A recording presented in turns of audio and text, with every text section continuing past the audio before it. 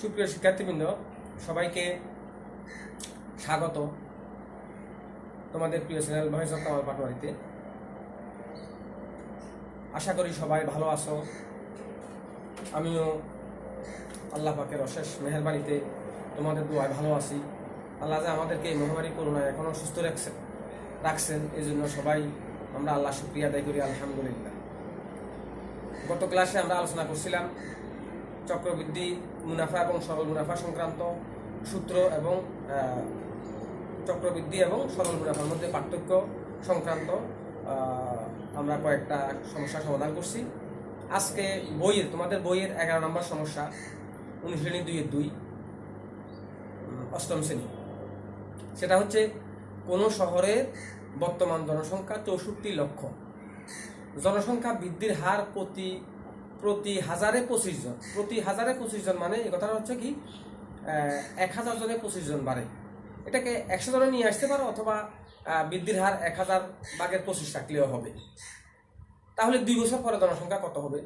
খুবই সিম্পল, আমরা সূত্র দিয়ে অঙ্কটা করে ফেলব। হ্যাঁ, তাহলে জনসংখ্যা বৃদ্ধির হার এখানে, তাহলে বৃদ্ধির হার হচ্ছে 25 জন, প্রতি হাজারে 25 জন। তাহলে আমরা প্রথমে সূত্রটা লিখি। এখানে মূল জনসংখ্যা পি, তাহলে পি ইন্টু 1 যোগ বৃদ্ধির হার আর ইন্টু এন। তাহলে আমাদের পি হচ্ছে মূল জনসংখ্যা। মূল জনসংখ্যা কত? 64 লক্ষ। 64 একক, দশক, শতক, হাজার, অযুত, লক্ষ ইন্টু 1 যোগ আর হচ্ছে প্রতি হাজারে 25। তার মানে কি প্রতি হাজারে 25 মানে হচ্ছে 1000/25, অর্থাৎ 1000 জনে 25 জন। আর এন হচ্ছে 2 বছর। 2 বছর পর এন সময় 2 বছর। তাহলে এখন আসো 64 লক্ষ, দশক, শতক, হাজার, অযুত, লক্ষ কিন্তু এখানে 25 দিয়া কাটলে, 25 দিয়া যদি তোমরা 1000কে কাটি তাহলে কত হবে? 25 দিয়া কাটলে 1000কে 40 হবে, অথবা কাটার দরকার নাই। আমরা রেখে দিলাম ডাইরেক্ট, এটা 1000 রেখে দিলাম। খেয়াল করো, তাহলে লসাগু 1000, উপরে 1000কে 1 দিয়ে গুণ করলে 1000 যোগ 25 2। তাহলে কত হবে? 64 লক্ষ একক, দশক, শতক, হাজার, অযুত, লক্ষ। 64 লক্ষ ইন্টু 1000/1025, 1025 গুণন 2। এখন 1025কে 1000 দিয়ে ভাগ করলে কত হবে? দেখো, আমরা 1025 ভাগ 1000 হয়েছে কত? তাহলে 64 লক্ষ, দশক, শতক, হাজার, অযুত, লক্ষ, শূন্য লিখতে খুব সাবধান। ইন্টু হবে 1.025, 1.025। এটাকে আবার 2 দিয়ে গুণ করতে হবে। তার মানে 1.205কে 1.205 দিয়ে গুণ করতে হবে। তাহলে এটাকে আমরা আবার গুণ করলাম 1.025। তাহলে কত হবে? 1.05। তাহলে 64 লক্ষ, দশক, শতক, হাজার, অযুত, লক্ষ। 64 লক্ষ ইন্টু 1.05, 1.05 আর 0 আবার দিলে হবে। এখন এটাকে গুণ করতে হবে 64 লক্ষ দিয়ে। 64 একক, দশক, শতক, হাজার, অযুত, লক্ষ। তাহলে হয়েছে কত? তাহলে হলো 6-7 67 লক্ষ, 2-4 24,000, 67 লক্ষ 24,000। এটাই উত্তর। এটাই উত্তর।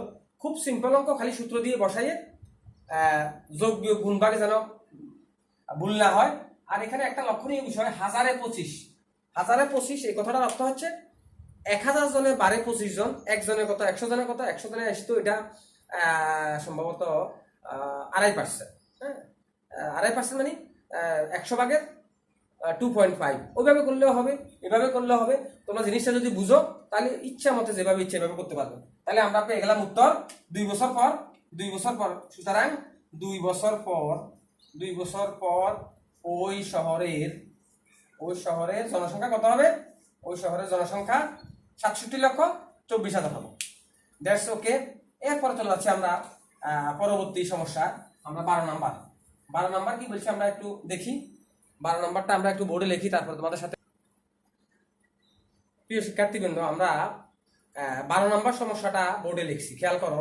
এক ব্যক্তি একটা ঋণদান সংস্থা থেকে চক্রবৃদ্ধি মুনাফায়, সরল মুনাফায় না, চক্রবৃদ্ধি মুনাফায় 5,000 টাকা ঋণ নিছে। মুনাফার হার 8%, মানে 100 টাকায় 8 টাকা মুনাফা দিবে। আর সংস্থার সাথে তার কথা হয়েছে বছর শেষে, প্রতি বছর শেষে সে 2,000 টাকা করে শোধ করবে। তো প্রথম বছর চক্রবৃদ্ধি মুনাফায় চক্রবৃদ্ধির সবৃদ্ধি মূলধন কত হলো, অর্থাৎ মুনাফা এবং মূলধন মিলে কত হলো, সেখান থেকে 2,000 টাকা মাইনাস করতে হবে। তারপর যেটা থাকে সেটার উপর আবার চক্রবৃদ্ধি, আবার 8% হারে মুনাফা দিতে হবে। দেওয়ার পরে দ্বিতীয় বছর শেষে সে আবার 2,000 টাকা শোধ করবে। আর কত টাকা বাকি থাকবে? খুব সিম্পল, আমরা প্রথমে সূত্র দিয়ে 1 বছরের মুনাফা আসল বের করবো। 1 বছরের মুনাফা আসল মানে হচ্ছে কত? সি সমান কত? পি ইন্টু 1 যোগ আর। যেহেতু প্রথম বছর, তাহলে 1 বছর শেষে, বা এখানে তোমরা লিখতে পারো 1 বছর, প্রথম বছর শেষে চক্রবৃদ্ধি মূলধন হবে এই সূত্র দিয়ে করে বলবো। তাহলে পি সমান কত?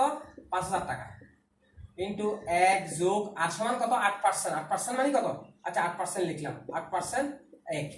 তাহলে সি সমান 5,000, 1 যোগ 8% মানে 100 ভাগের 8, 100 ভাগের 8, 1। তো 5,000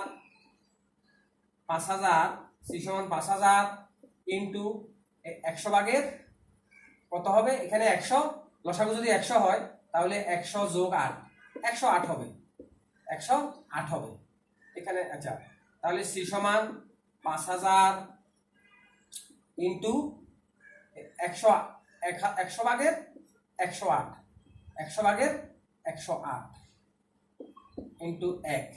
108কে 100 দিয়ে ভাগ করো, ভাগ 100, তাহলে কত হইল? এই 5,000 ইন্টু 1.08, এটা যেহেতু 1 বছর, তাহলে 1 দিলে যে না দিলেও সেই, তাহলে এটাকে এখন গুণ করতে হবে 5,000 দিয়ে। 5,000 তাহলে কত হইল? 5,400। 5,400 টাকা, অর্থাৎ 5,000 টাকা হচ্ছে আসল, 400 টাকা মুনাফা। এখন খেয়াল করো, এখান থেকে 2,000 টাকা মাইনাস করবে, তাহলে বছর আনতে প্রতি বছর শেষে 2,000 টাকা শোধ করবে। তাহলে বছর শেষে পরিশোধ করে 2,000 টাকা। কত টাকা? 2,000 টাকা। তাহলে বাকি থাকে কত? সুতরাং বাকি থাকে 5,400 মাইনাস 2,000, তাহলে কত বাকি থাকলো? আর 3,400 টাকা। 3,400 টাকা। খেয়াল করো, এই 3,400 টাকা বাকি আছে। এখন আবার এই 3,400 টাকার উপর আবার ইন্টারেস্ট। আবার আসো, এখানে আবার সূত্রটা লেখো, সি সমান পি ইন্টু 1 যোগ আর এন মানে এখানে 1 বছর, এন 1। তাহলে আবার আমরা লিখলাম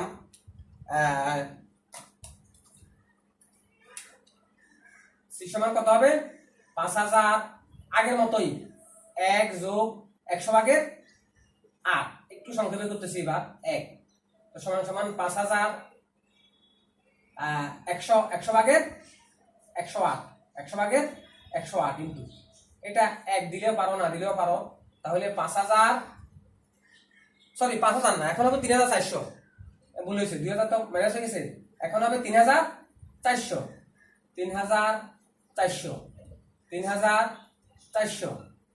তাহলে আমরা 100 দিয়ে 108কে গুণ করলে, ভাগ করলে কত হয়েছে? 108কে 100 দিয়ে ভাগ করলে 3,400 গুণন 1.08, 108 ভাগ 100, হ্যাঁ 1.08। এখন এটা গুণ করো, গুণ 3400, তাহলে কত হয়েছে? 3672 টাকা। 3 এর 6, 3600, 7 এর 2, 72 টাকা।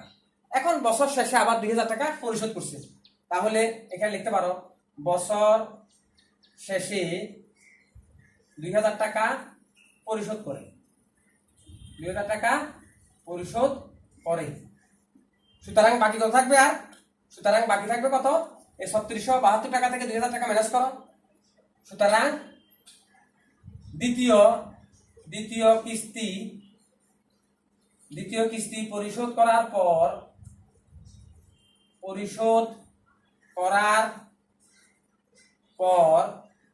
বাকি থাকবে কত? এই 3 এর 6, 3600, 7 এর 2, 72 মাইনাস 2000, তাহলে কত থাকবে? 2000 গেলে 1672 টাকা। 1600, 7 এর 2, 72 টাকা। উত্তর 1672। অর্থাৎ অঙ্কটাকে দুইবার করতে হবে, যেহেতু প্রতি বছর 2000 টাকা শোধ করে। প্রথম বছর আমরা পাইলাম চক্রবৃদ্ধি মুনাফা, যদিও কিন্তু এখানে অনেকটা দ্বিতীয় বছর আসি এটা চক্রবৃদ্ধি হয়েছে। প্রথম বছর হলো 5400 টাকা, সেখান থেকে 2000 টাকা দিয়ে দিলাম, বাকি থাকলো কত? 3400 টাকা। এই 3400 টাকা আবার 8% হারে যে ইন্টারেস্টটা হলো, সেখানে আমরা পাইলাম 3672 টাকা হলো টোটাল। আবার 2000 টাকা শোধ করলো, আর বাকি থাকলো কত? আর বাকি থাকলো 1672 টাকা। এখন যদি বলে যে তৃতীয় বছর পর তার কত থাকবে, আবার 1672 টাকাকে 8% হারে ইন্টারেস্টে তোমরা এইভাবে আরেকবার করবে, দেখবে দ্বিতীয় বছর হয়তো দেওয়ার পর আর বেশি টাকা থাকবে না, শেষ হয়ে যাবে। তৃতীয় কিস্তি দেওয়ার পর আর কত টাকা থাকবে এটাও আসতে পারে। এটা আসলে দেখা যাবে তৃতীয় কিস্তি তোমরা নিজেরা করবে, সম্ভবত এটা খুব বেশি হবে না, এটা হবে এরকম 1 এর 6, 1672 ইন্টু ওই যে এই 1.08 দিয়ে গুণ করলে কত হবে? 1.08 ইন্টু 1 এর 6, 1600, 7 এর 2, 72, 1805 টাকা 75 পয়সা। 1805 টাকা, 7 এর 5, 75 টাকা, অর্থাৎ 1800। অর্থাৎ তৃতীয় বছর 2000 টাকা শোধ করতেই হবে না, তৃতীয় বছর ওই ইন্টারেস্টে 2000 টাকাও আসতেছে না। তো সুতরাং এইভাবেই তোমরা শেষ করবে। এরপরে আসি আমরা আমাদের সৃজনশীল আছে 13 নম্বর, 14 নম্বর। আশা করি দুইটাই শেষ করবো আজকে, তোমরা একটু অপেক্ষা করো। প্রিয় শিক্ষার্থীরা, আমরা আবার বোর্ডে ফিরে আসছি। তোমরা খেয়াল করো, আমি তোমাদের বইয়ের সৃজনশীল 13 নম্বর সমস্যাটা বইতে লিখছি। সেটা কি? একই হার চক্রবৃদ্ধি মুনাফায় কোনো মূলধন 1 বছর আনতে 19,500 টাকা, 2 বছর আনতে 20,280 টাকা হয়েছে।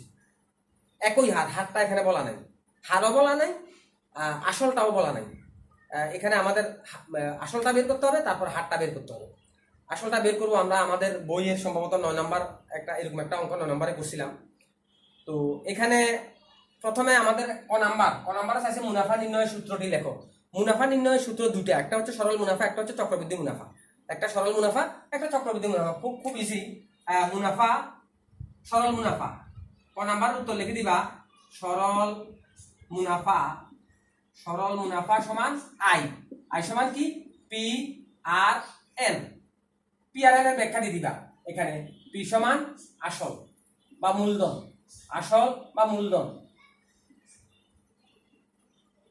আর মুনাফার হার রেট অফ ইন্টারেস্ট, মুনাফার হার, এন সময়, আর আই হচ্ছে মুনাফা। তাহলে পি আর এন শেষ। আর চক্রবৃদ্ধি মুনাফা সমান কি হবে?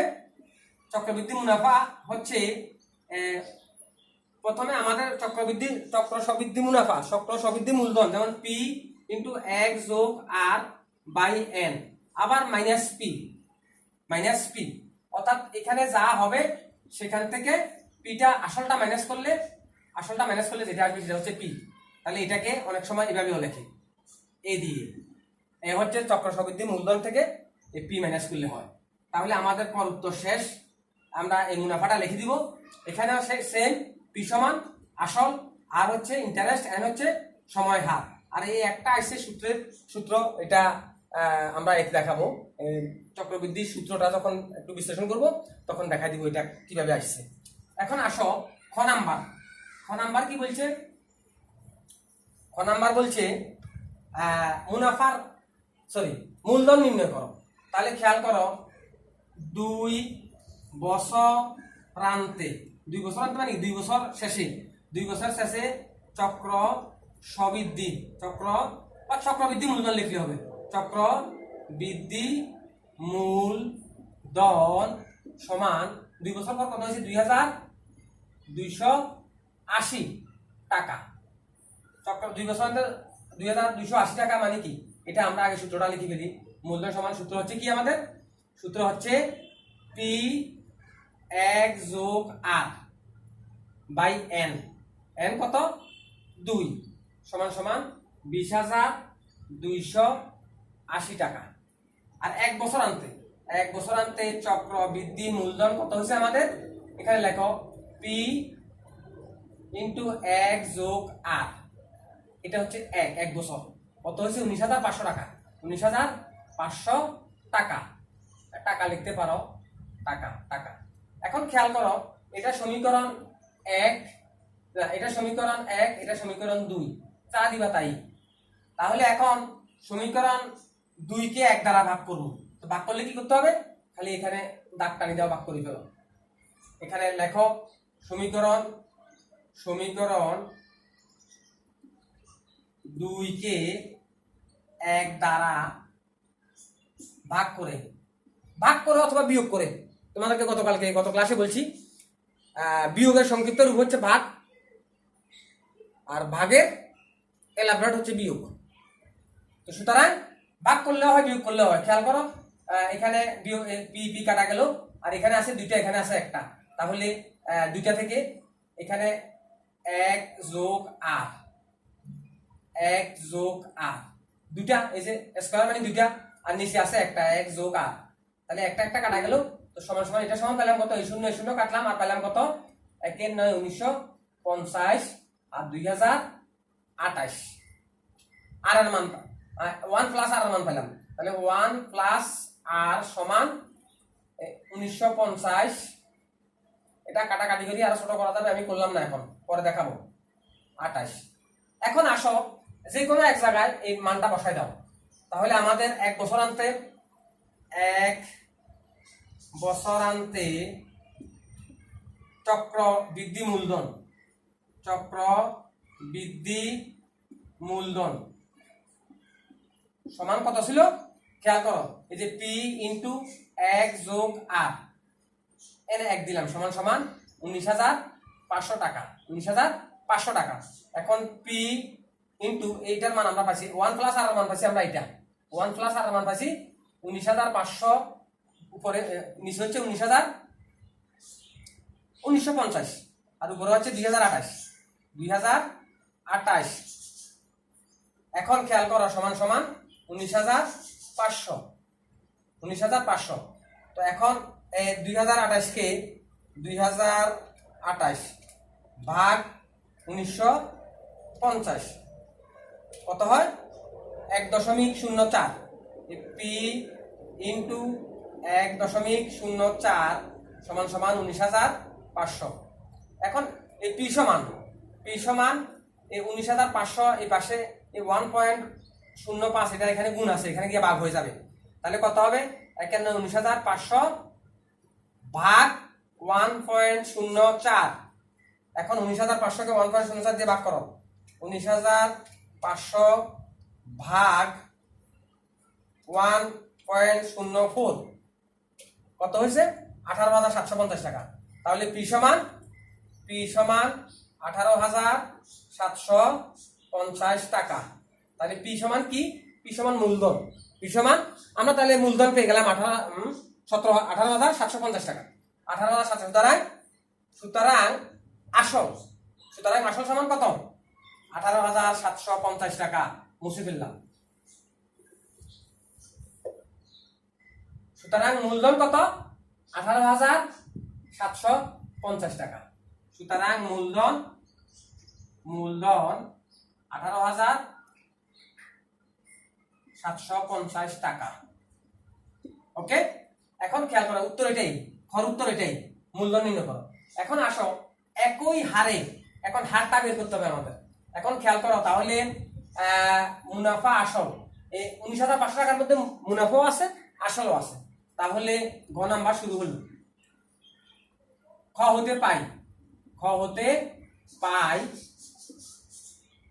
আসল কত? আসল 18,750 টাকা। তাহলে এখন মুনাফা আসল মাইনাস আসল, তাহলে মুনাফাটা বের হবে। মুনাফা আসল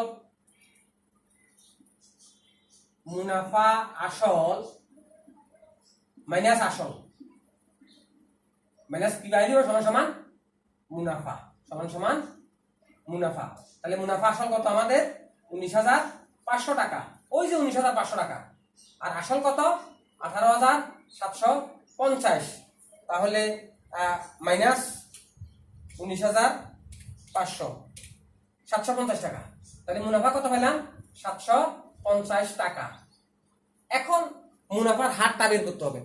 তাহলে আমরা এই 18,750 টাকার এক বছরের মুনাফা কত পেলাম? 750 টাকা। তো সুতরাং 1 টাকার 1 বছরের মুনাফা সমান 18,750 ভাগের 750। সুতরাং 100 টাকার 1 বছরের মুনাফা।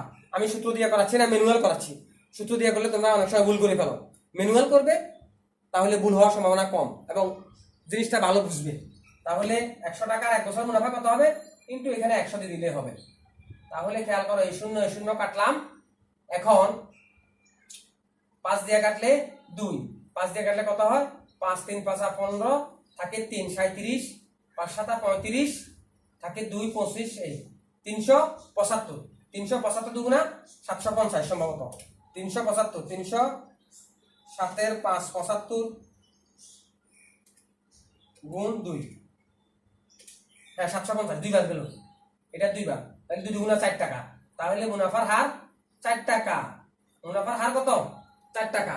তাহলে একই হারে উক্ত মূলধন 3 বছরের সরল মুনাফা এবং চক্রবৃদ্ধি মুনাফা। তাহলে আমরা সুতরাং মুনাফার হার পাইলাম কত? সুতরাং মুনাফার হার সমান 4 টাকা। এখানে 4% লিখবা না। মুনাফার হার মানে 4 টাকা, মানে 100 টাকায় 4 টাকা। আর যখন 4% লিখবা তখন হার লিখবা না। এখন আসো, এখন আমরা দুটা সহজ সূত্রে আমরা এটা করে ফেলবো। যেহেতু আমরা মুনাফার হার পাই গেছি 4 টাকা, তো সুতরাং মূলধন আমাদের আছে, মূলধনটা পাইলাম, লেখা আছে, সমস্যা নাই। এখন আমরা দুইটা সূত্র, চক্রবৃদ্ধি এবং সরল মুনাফায় 3 বছরের বাই করে পার্থক্যটা দেখা দিচ্ছি। খেয়াল করো, সরল মুনাফা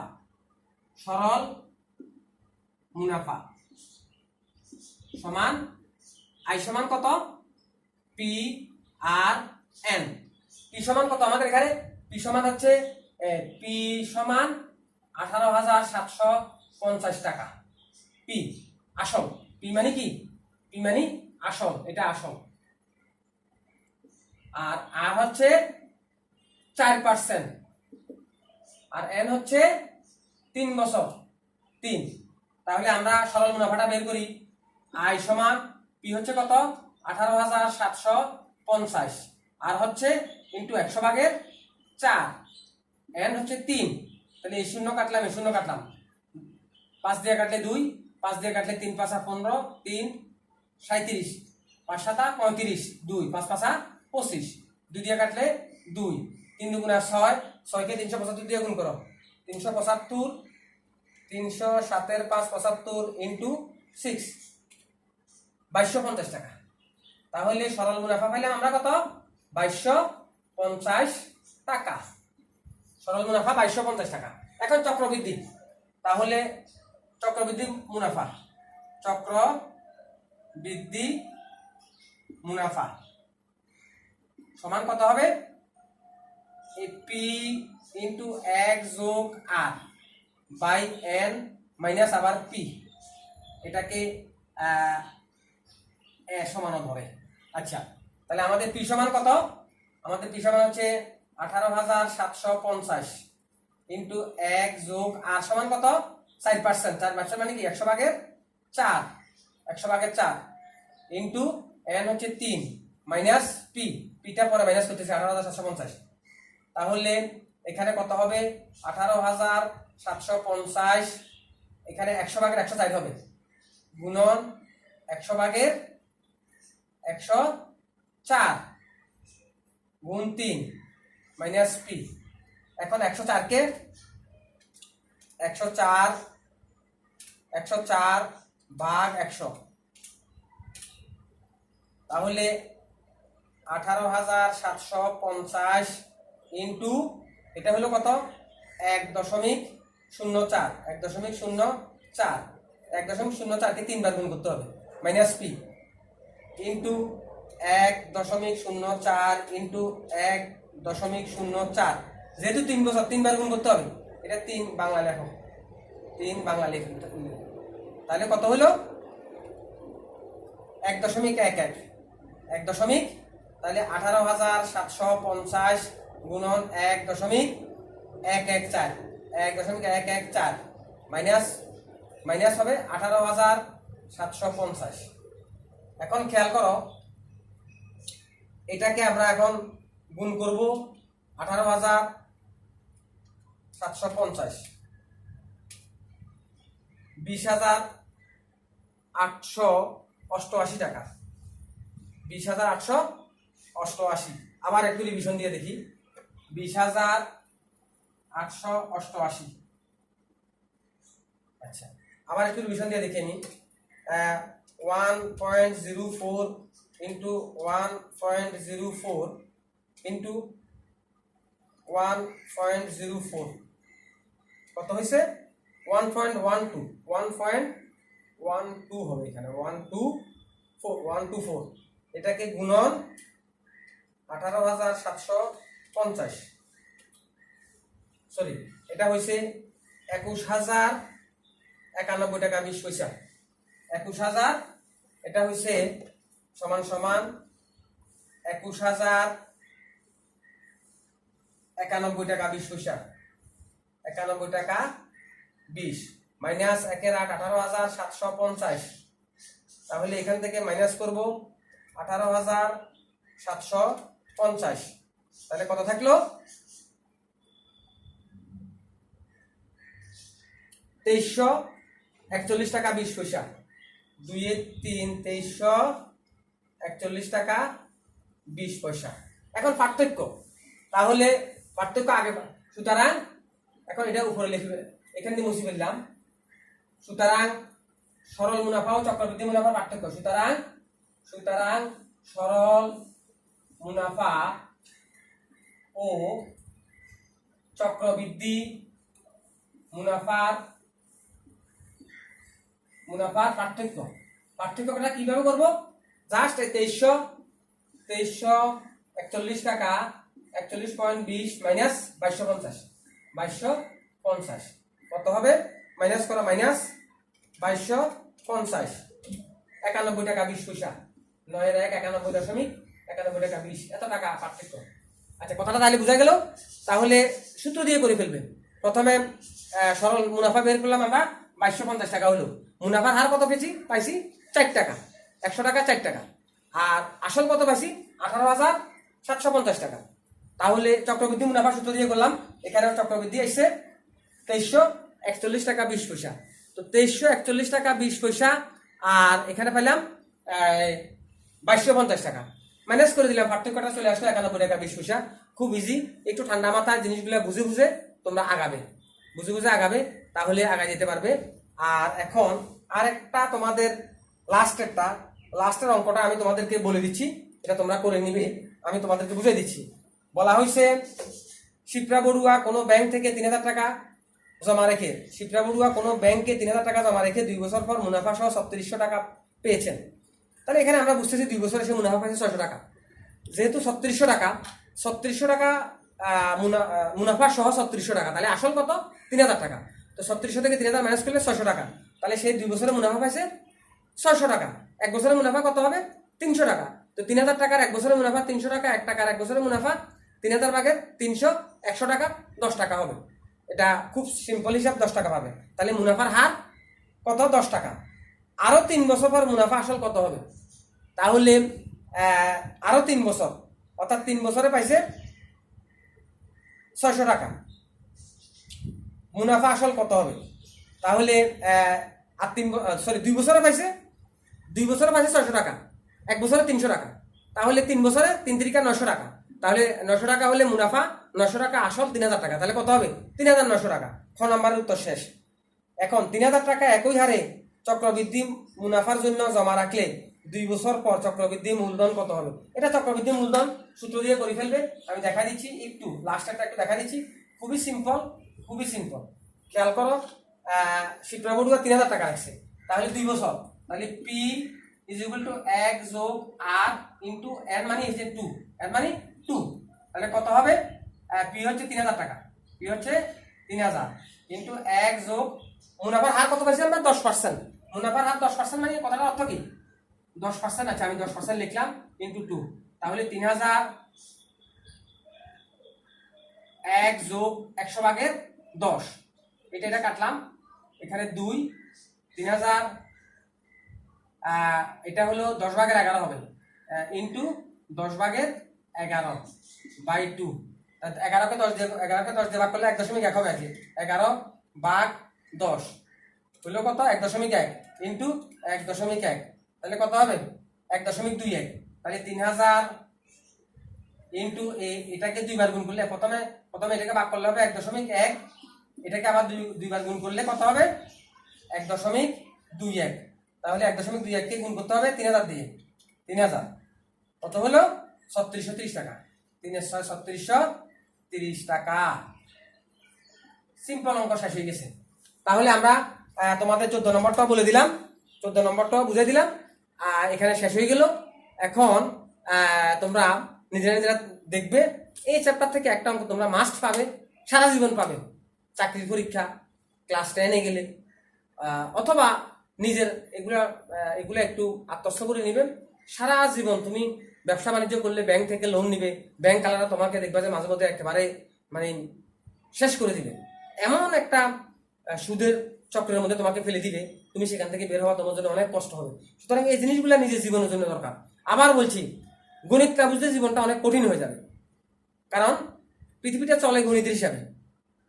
তো তোমরা সবাই ভালো থাকবে। আমার ক্লাস যাদের ভালো লাগবে তোমরা কমেন্ট করবে, কমেন্ট করে আমাকে জানাবে, অথবা তোমাদের সমস্যার কথা আমার চ্যানেলে কমেন্টের মাধ্যমে আমাকে বলবে। আমি তোমাদের সমস্যার সমাধান করার চেষ্টা করব। নেক্সটে আমি প্যাটার্ন থেকে হয়তো একটা ক্লাস নিব বা 2টা ক্লাস নিব। তারপরে বীজগণিতে চলে যাব। বীজগণিত আর জ্যামিতিতে কিছু ক্লাস নিব।